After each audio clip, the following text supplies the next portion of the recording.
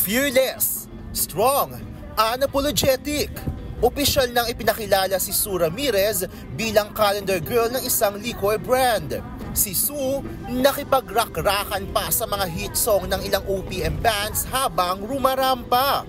Never say die siyang naghintay sa pagkakataong ito na dumating din after almost 8 years. I really prayed for this and minanifest ko, talagang kliname ko na alam ko balang araw magiging calendar girl ako. Approved naman ba ang boyfriend niyang si Dominic Roque?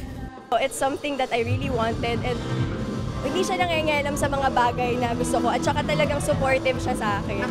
Magpapatuloy na nga ba si Sue sa kanyang sexy era? I'm ready to do anything. At this point, I'm 29. I'm very fearless and I want to make more meaningful roles. Speaking of being fearless, abangan pa si Sue bilang si Mel sa painit na mga pangyayari sa What Lies Beneath sa TV5.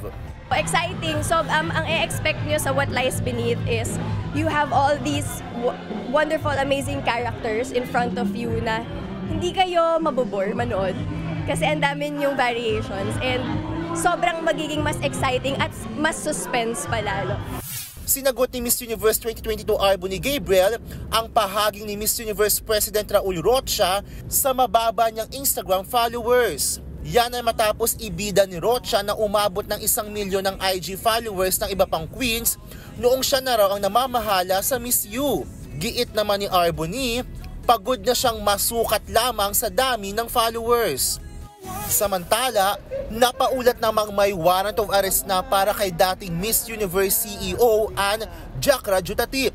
Hindi raw kasi siya nagbigay ng paliwanag kung bakit hindi dumalo sa korte noong hahatulan na siya sa kinasasangkutang fraud case. Kaya tingin ng korte ay tinatakasan niya ang hustisya, dahilan para maglabas ng arrest warrant.